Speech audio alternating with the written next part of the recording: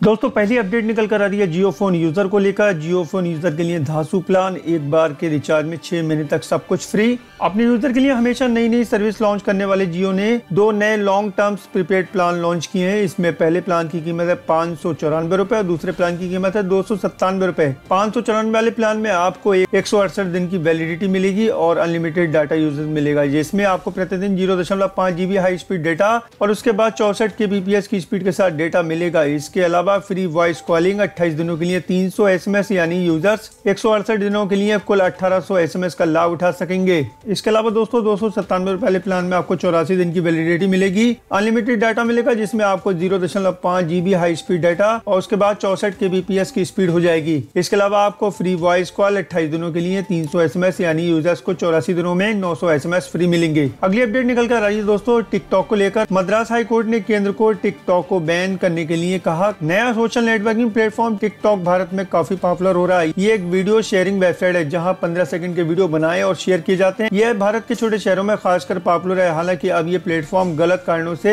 इस बार चर्चा में आया है। भारत में इस ऐप को बैन किया जा रहा है। बुधवार को मद्रास हाई कोर्ट ने केंद्र सरकार से टिकटॉक को बैन करने के लिए कहा है। कोर्ट ने सरकार से कहा है कि ये ऐप पोर्नोग्राफी को बढ़ावा देता है। साथ ही कोर्ट ने मीडिया को भी इस ऐप के जरिए बनाए जाने वाले वीडियो का प्रसारण नहीं करने के लिए कहा है। कोर्ट ने यह फैसला एक वकील द्वारा दर्ज की गई याचिका के बाद दिया है। बैन किए जाने की जानकारी होने के बाद टिकटॉक अपनी प्रतिक्रिया दी है और कहा है कि हम कोर्ट के ऑर्डर का रिव्यू करेंगे और उचित कार्रवाई करेंगे। और दोस्तों अगली बड़ी न्यूज निकल कर आ रही है रेलवे कर्मचारियों को लेकर। 7th पे कमीशन रेलवे कर्मचारियों के लिए खुशखबरी। चुनाव से पहले हो सकता है बड़ा ऐलान। लोकसभा चुनाव से पहले रेलवे कर्मचारियों को अच्छी खबर मिलने वाली है। रेल मंत्रालय ने बुधवार को अहम बैठक कर कर्मचारियों के बोनस और इंसेंटिव को लेकर चर्चा की है। इस बैठक में 7वें वेतन आयोग की सिफारिशों के तहत कर्मचारियों के लिए वर्कशॉप और उत्पादन इकाइयों में काम के अतिरिक्त घंटों के लिए इंसेंटिव और बोनस को लेकर चर्चा की गई। All India Railway Men's Federation के महासचिव शिव गोपाल मिश्रा ने रेल मंत्रालय और रेलवे बोर्ड से अपील की है कि 7वें वेतन आयोग के नए मॉड्यूल के अंतर्गत कर्मचारियों को सभी इंसेंटिव और बोनस दिए जाएं। आपको बता दें कि रेलवे वर्कशॉप और उत्पादन इकाइयों में काम करने वालों को मौजूदा समय में जो इंसेंटिव दिया जाता है वो 7वें वेतन आयोग के अनुकूल नहीं है। रेलवे ने इसे नए मॉड्यूल्स के हिसाब से अपग्रेड किया है। All India Railway Men's Federation की मांग है कि घंटों के हिसाब से इंसेंटिव और बोनस में संशोधन किया जाए, जो कि 7वें वेतन आयोग के हिसाब से होगा।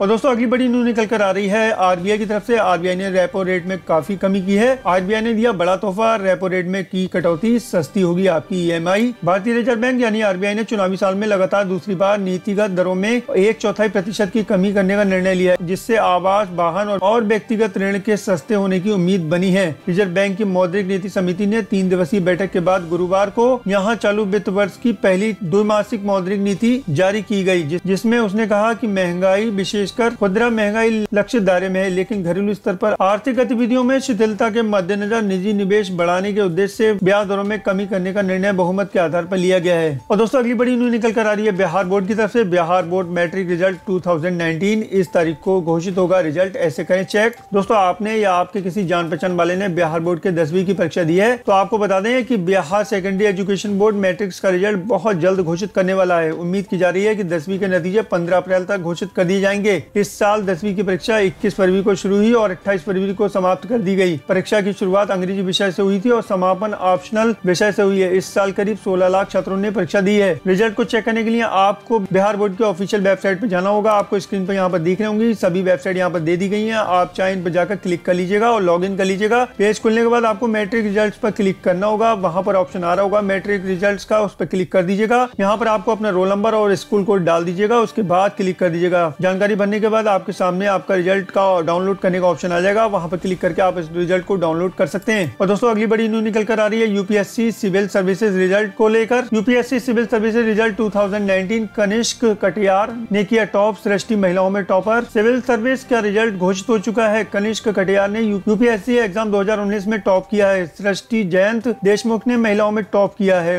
उनकी ऑल इंडिया रैंकिंग 5 है। नक्सल प्रभावित छत्तीसगढ़ की नम्रता जैन 12वें स्थान पर आई है। फाइनल रिजल्ट यूपीएससी की आधिकारिक वेबसाइट upsc.gov.in पर चेक किया जा सकता है। और दोस्तों अगली बड़ी न्यूज निकल कर आ रही है सीबीएसई बोर्ड रिजल्ट 2019 को लेकर। इस दिन को जारी हो सकते हैं सीबीएसई 10वीं और 12वीं के नतीजे, ऐसे चेक करें। सीबीएसई बोर्ड की परीक्षा समाप्त हो चुकी है। अब छात्रों उनके अभिभावकों को रिजल्ट का इंतजार है। उम्मीद की जा रही है कि नतीजे मई के तीसरे हफ्ते में आ सकते हैं। मीडिया रिपोर्ट्स के मुताबिक 10वीं और 12वीं के नतीजे 13 मई से 17 मई के बीच में जारी किए जा सकते हैं। पहले 12वीं के नतीजे घोषित किए जाने की संभावना और बाद में 10वीं के नतीजे घोषित किए जाएंगे। हालांकि अभी तक तारीख को लेकर किसी तरह का आधिकारिक बयान नहीं दिया गया है। 2018 में CBSE 10वीं के नतीजे 31 मई को घोषित किए गए थे। और दोस्तों अगली बड़ी अपडेट निकल कर आ रही है सरकारी कर्मचारियों को लेकर। 7th पे कमीशन सरकारी कर्मचारियों के लिए गुड न्यूज, इस महीने डबल फायदा। भारत संचार निगम लिमिटेड यानी BSNL के कर्मचारियों को नए वित्त वर्ष में खुशखबरी मिल सकती है। दरअसल टेलीकॉम विभाग 7वें वेतन आयोग की सिफारिशों को इसी माह लागू कर सकता है। लंबे समय से BSNL कर्मचारी इसकी मांग को इंतजार कर रहे थे। विभिन्न मीडिया रिपोर्ट्स में भी सूत्रों के हवाले से दावा किया गया है कि इन कर्मचारियों को बड़े वेतन के साथ हर प्रकार की बकाया रकम भी कंपनियों की तरफ से नए सत्र में चुकाई जा सकती है। सूत्रों ने शुक्रवार को बताया कि 4 अप्रैल को BSNL की अहम बैठक हुई, जिसमें 2018-19 के वित्तीय नतीजों पर चर्चा की गई। बैठक में इसके अलावा 2019 के लिए रोड मैप और उसमें होने वाले निवेशों को लेकर भी बातचीत हो सकती है। और दोस्तों अगली बड़ी न्यूज निकल कर आ रही है SBI अकाउंट होल्डर्स को लेकर। SBI ने सेविंग अकाउंट में पैसे रखने के नियम बदले। देश के सबसे बड़े सरकारी बैंक SBI ने रेगुलर सेविंग अकाउंट में पैसे रखने के नियम जारी कर दिए हैं। अगर आप अपने खाते में बैंक बैलेंस को बरकरार नहीं रख पाते हैं तो बैंक आपसे जुर्माना वसूलेगा। आपको बता दें कि बैंक खाते में न्यूनतम बैलेंस नहीं होने पर स्टेट बैंक ऑफ इंडिया ने जुर्माने से करोड़ों रुपए कमा लिए हैं। इसके बाद मिनिमम बैलेंस यानी MAB का मामला एक बार फिर चर्चा में आ रहा है। आइए जानते हैं नियमों के बारे में। SBI ने अपने ग्राहकों को खाते में न्यूनतम बैलेंस रखने का आग्रह किया है ताकि वह पेनल्टी चार्ज से बच सके। न्यूनतम बैलेंस हर खाते के लिए अलग अलग है। न्यूनतम बैलेंस घटने पर बैंक 5 से 15 रुपए तक पेनल्टी लगा सकते हैं। SBI की वेबसाइट के अनुसार आपको मेट्रो शहरों में 3000 रुपए मिनिमम बैलेंस रखना जरूरी है। इसके अलावा अर्बन शाखा में 3000 रुपए, सेमी अर्बन में 3000 रुपए, रूरल में 1000 रुपए। अगर आपकी शाखा ग्रामीण के रूप में दर्ज है तो आपको खाते में 1000 रुपए का मिनिमम बैलेंस रखना जरूरी है। अन्य शाखाओं के लिए 3000 रुपए मिनिमम बैलेंस है। मिनिमम बैलेंस कम होने पर पेनल्टी प्लस GST देना होगा। तो दोस्तों आज मैंने आपको दी सभी जरूरी अपडेट। दोस्तों उम्मीद करता हूँ ये अपडेट आपको पसंद आई होंगी, और अगर ये अपडेट आपको पसंद आई हो तो जल्दी से इस वीडियो को लाइक करें और शेयर करें अपनी फ्रेंड्स के साथ, ताकि सभी को इन अपडेट्स के बारे में पता चल सके। और इसी तरह की लेटेस्ट अपडेट सबसे पहले पाने के लिए आप हमारे चैनल को सब्सक्राइब कर सकते हैं। वीडियो के ठीक नीचे एक लाल रंग का सब्सक्राइब का बटन दिख रहा होगा, आप उसको दबाइए और दबाने के बाद एक बेल का आइकॉन आएगा, आप उसको भी दबाइए ताकि इस तरह का हर नया वीडियो आप तक आसानी से पहुंच सके। और अपना ख्याल रखिएगा, फिर मुलाकात होगी। Thank you.